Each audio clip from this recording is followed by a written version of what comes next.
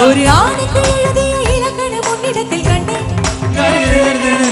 காதத்தில் பள்ளிக்குள்ள உனக்கு ஒரு அனுமதி தந்தேன் என் நாடை தாக்கிக் கொள்ள என் கூதை ஏந்திக் கொள்ள உனக்கு ஒரு வாய்ப்பல்லவா நான் உண்ட விட்ட பாலை நீ உணர்ந்து வாழ்ந்து வந்த மோட்சங்கள் உனக்கல்லவா வானம் வந்து வணங்கிறதே வணங்கிடவா